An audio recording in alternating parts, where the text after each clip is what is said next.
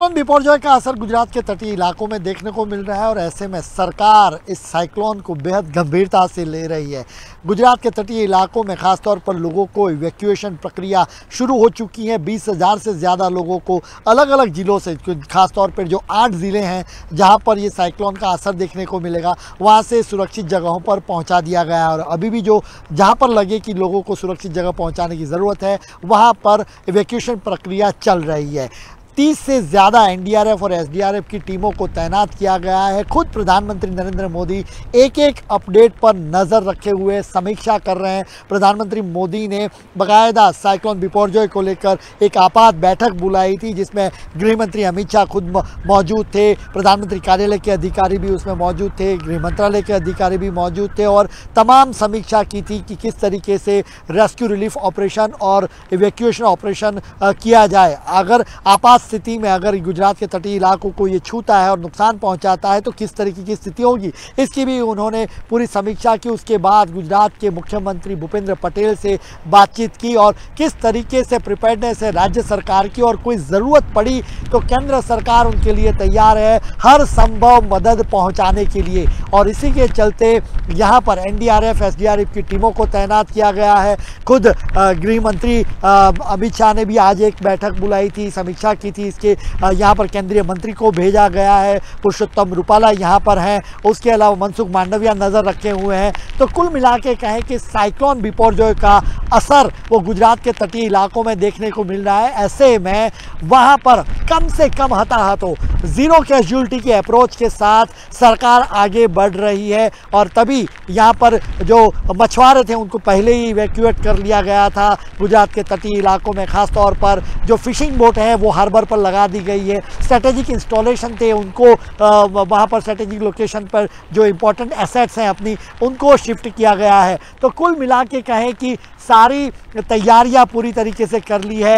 ये एक बड़ी आपदा के तौर पर इसको देखा जा रहा है कि अगर ये साइक्लोन हिट करता है तो बड़ा नुकसान इस इलाकों में पहुंचा सकता है, क्योंकि 135 किलोमीटर प्रति घंटे की रफ्तार से जब हवाएं चलती है तो नुकसान बड़ा पहुंचाती है। और 1998 का वो साइक्लोन कांडला का भी लोगों को जहन में अब वो ताज़ा हो जाता है कि उस समय किस तरीके से साइक्लोन आया था और लोगों की जानें गई थी। लेकिन अब चूँकि एडवांस टेक्नोलॉजी, सैटेलाइट्स अपडेट हमें समय समय पर मिलते हैं और इसी के चलते हर साइक्लोन के सामने डटकर मुकाबला होता है, प्राकृतिक आपदाओं से डटकर मुकाबला होता है और एक स्ट्रेटेजी बनाकर कम से कम नुकसान हो, इस तरीके की कोशिश या की जाती है। और क्या ज़ीरो कैजुअल्टी की मैं बार बार बात कर रहा हूँ, क्योंकि सरकार इसी सोच के साथ आगे चल रही। इसके पहले भी साइक्लोन टाउटे आया, उस वक्त भी कोशिश यही थी, और साइक्लोन वायु की बात भी है तो उसी समय पर भी तैयारियाँ बिल्कुल उसी तरीके थी। तो कुल मिला के कहे कि भारत सरकार और गुजरात सरकार खास तौर पर नज़र बनाए हुए हैं। प्रधानमंत्री खुद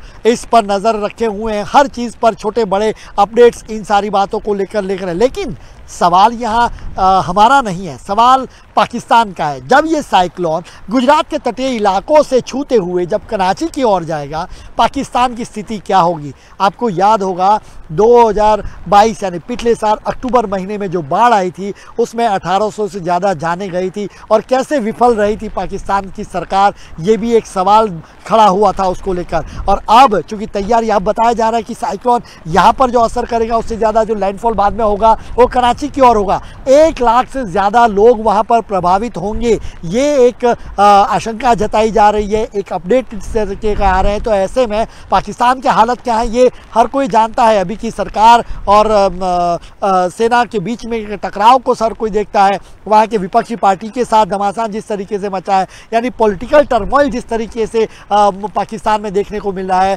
ऐसे में जो वहाँ के स्थानीय लोग हैं, जो सिटीजन हैं, वहाँ के नागरिक हैं पाकिस्तान के, उनकी रक्षा कौन करेगा, उनको किस तरीके से बचाए जाएंगे। 1 लाख से ज़्यादा लोग वहाँ पर प्रभावित होने की बात है। तो ऐसे में क्या इस तरीके की स्ट्रेटेजिक जो कहें कि सोच या कहें कि एक एफर्ट, जो जॉइंट एफर्ट जो कहें केंद्र और राज्य सरकार के जो अमूमन भारत में देखने को मिलते हैं, क्या उस तरीके की वहाँ पर देखने को मिले, ये भी एक सबसे बड़ा सवाल यहाँ पर इसी बात को लेकर उठाया जा रहा है। क्योंकि ये साइक्लोन ऐसा है जो भारत को तो छू ही रहा है, लेकिन आखिर में जब जाता है तब पाकिस्तान को भी असर करता है। तो उसको लेकर तरह तरह के सवाल उठ रहे हैं। और बार बार मैं याद कर रहा हूँ कि पिछले साल जब बाढ़ आई थी उसमें 1700 से ज़्यादा लोगों की जान गई थी, लाखों मिलियन डॉलर का नुकसान हुआ था।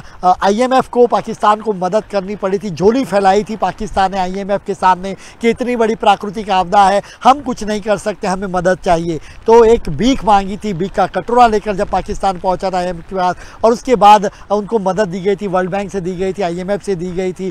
तो ये इस तरीके की पिछले साल का ही ये समय है जब अक्टूबर महीना, और उसके बाद अब की हालत ये एक नई प्राकृतिक आपदा भी जब भारत पर आती है तो उसके बाद ये पाकिस्तान को छूने जा रही है, और पाकिस्तान पर भी ये अगर इसका असर होगा तो 1 लाख से ज़्यादा लोग प्रभावित होंगे। तो वाकई में पाकिस्तान की सरकार के एफर्ट्स कहीं पर कितने होंगे, ये एक सवाल जो है, क्या हज़ारों लाखों लोग वहाँ पर इससे असरग्रस्त होने वाले हैं, प्रभावित होने वाले हैं, उनके लिए क्या कोई स्ट्रेटेजी बनाएंगे नहीं, इसको लेकर भी अभी कोई तस्वीर इतनी साफ नहीं है। जबकि भारत में इतनी बात तो है कि यहाँ पर लोगों को सुरक्षित जगहों पर पहले ही पहुँचा दिया गया है, एनडीआरएफ एसडीआरएफ को टीमों को पहुंचा दिया गया, और ज़ीरो कैजुअल्टी अप्रोच के साथ प्रधानमंत्री नरेंद्र मोदी खुद इस पूरे ऑपरेशन पर नज़र रखे हुए हैं। कैमरामैन